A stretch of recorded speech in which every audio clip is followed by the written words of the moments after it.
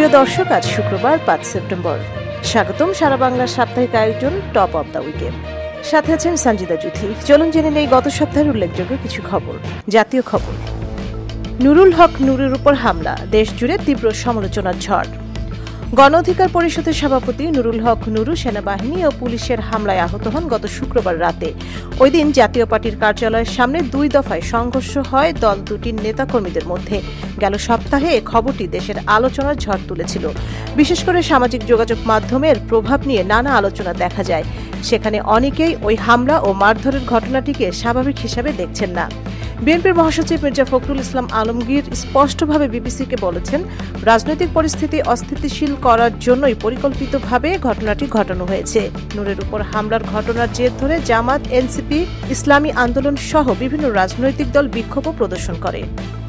এদিকে শুক্রবার রাতে ওই সংঘর্ষের ঘটনার পর আন্তঃবাহিনী জনসংযোগ অধিদপ্তর থেকে পাঠানো একটি বিজ্ঞপ্তিতে বলা হয়েছে, মব ভায়োলেন্সের মাধ্যমে পরিস্থিতি অশান্ত করার চেষ্টা এবং সংগঠিতভাবে আইনশৃঙ্খলা বাহিনীর উপর আক্রমণ হয়েছে। ফলে জননিরাপত্তা রক্ষার্থে আইনশৃঙ্খলা বাহিনী বল প্রয়োগে বাধ্য হয়। ডাকসুর নির্বাচন স্থগিত আদেশ তুলে নিয়ে 9 সেপ্টেম্বর ভোটে বাধা নেই। গেল 1 সেপ্টেম্বর ডাকসুর নির্বাচন আগামী 30 অক্টোবর পর্যন্ত স্থগিত করেন হাইকোর্ট। বিচারপতি হাবিবুল গনি ও বিচারপতি তাহসিন আলীর হাইকোর্ট বেঞ্চ এ আদেশ দেন। ঐক্যবদ্ধ শিক্ষার্থী জোট মনোনীত জিএস পদে বাংলাদেশ ইসলামী ছাত্র শিবিরের SM ফরহাদের প্রার্থী চ্যালেঞ্জ জানিয়ে করা রিটের শুনানি নিয়ে এ আদেশ দেওয়া হয়। তবে সেদিনই হাইকোর্টের এই আদেশের উপর স্থগিত আদেশ দেন চেম্বার আদালত। পরবর্তীতে 3 সেপ্টেম্বর হাইকোর্টের আদেশ স্থগিত রেখেই আপিল বিভাগ। ফলে আগামী 9 সেপ্টেম্বর ডাকসুর নির্বাচনে কোনো বাধা থাকল না। এই খবরটি গেল সপ্তাহে বেশ আলোচনার ঝড় তুলেছিল। বিশেষ করে নির্বাচন স্থগিত আদেশ শোনার পরেই বিক্ষোভ করেছিলেন প্রার্থীরা। তবে আবার নির্বাচন হওয়ার ঘোষণা পেয়ে পুরো সপ্তাহ জুড়েই ক্যাম্পাসে নির্বাচনী আমেজ বিরাজ করছে, যা ঢালাওভাবে দেশের সব গণমাধ্যমে প্রচারিত হচ্ছে।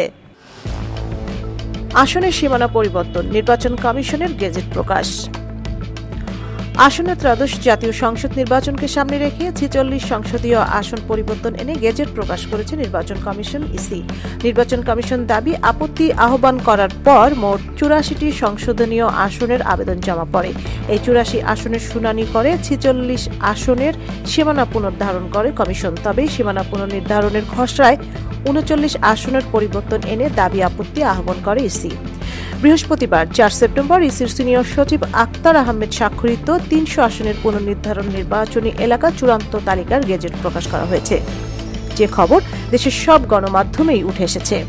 খেলার খবর, এশিয়া কাপ শুরুর বাকি আর মাত্র কয়েকদিন।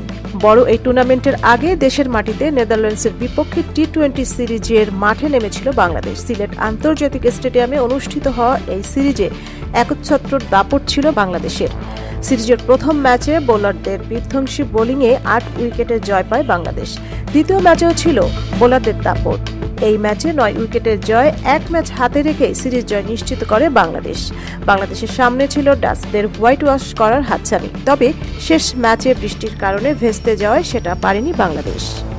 আন্তর্জাতিক খবর, ভয়াবহ ভূমিকম্পে আফগানিস্তানের নিহত 2000, আহত 300-রও বেশি। গত রোববার আফগানিস্তানের পূর্বাঞ্চলীয় প্রদেশ কোনারে রাত 11টায় 6 মাত্রার এক শক্তিশালী ভূমিকম্প আঘাত হানে। মুহূর্তেই দেশটিতে নেমে আসে এক মানবিক বিপর্যয়, যার আঘাতে নিহতের সংখ্যা বেড়ে দাঁড়িয়েছে 2200 জনে, আর আহত হয়েছেন 3124 জন। দেশটির তালেবান সরকারের মুখপাত্র জাবিউল্লাহ মুজাহিদ এক্সে দেয়া এক পোস্টে এই তথ্য নিশ্চিত করেছেন। ভয়াবহ এই ভূমিকম্পের ফলে সবচেয়ে বেশি ক্ষতি হয়েছে কোনার প্রদেশে। সেখানে নিহতের সংখ্যা উল্লেখযোগ্য হারে বেড়েছে এবং বহু ঘরবাড়ি ধ্বংস হয়েছে। বিশেষ করে দুর্গম পার্বত্য এলাকায় রাস্তাঘাট ভেঙে যাওয়া এবং মোবাইল নেটওয়ার্ক বিচ্ছিন্ন হয়ে পড়ায় উদ্ধারকর্মী ও সহায়তাকারীরা ব্যাপক চ্যালেঞ্জের মুখে পড়েছিল।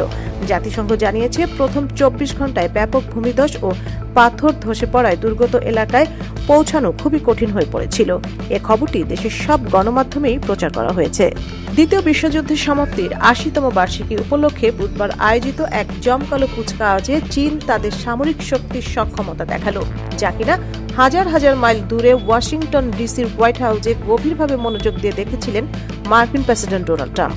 ট্রাম্প বলেন, তারা আশা করেছিল আমি দেখব আর আমি দেখেছি। এই বিশাল আয়োজনে তিয়েনআনমেন স্কয়ারের চীনের সামরিক শক্তির প্রদর্শন সম্পর্কে মার্কিন প্রেসিডেন্ট বিস্তারিত কিছু বলেননি, শুধু এইটুকু বলেছেন যে এটি ছিল খুবই চমকপ্রদ। তবে বার্তা স্পষ্ট, বিশ্বের এক নতুন শক্তি জেগে উঠেছে যা আমেরিকার নেতৃত্বাধীন ব্যবস্থার বিকল্প হয়ে উঠতে পারে। সেদিন পোল্যান্ডের প্রেসিডেন্ট ক্যারল ন্যাভরোকির সঙ্গে বৈঠকে ট্রাম্প এ বিষয়ে খুব একটা কিছু বলেনি। গত কয়েকদিন চীন নিয়ে মার্কিন প্রেসিডেন্ট প্রতিক্রিয়া ছিল দ্বিধা, ক্ষোভ আর উদ্বেগের এক জটিল মিশ্রণ। এই ছিল গত সপ্তাহের গুরুত্বপূর্ণ কিছু খবর। আগামী সপ্তাহে আবারও ফিরে আসবো নতুন কিছু খবর নিয়ে। ততক্ষণ পর্যন্ত সুস্থ থাকুন, ভালো থাকুন এবং সঙ্গেই থাকুন সারাবাংলা.net-এর। এই প্রত্যাশায় বিদায় নিচ্ছি আমি, সঞ্জিদা জুথি।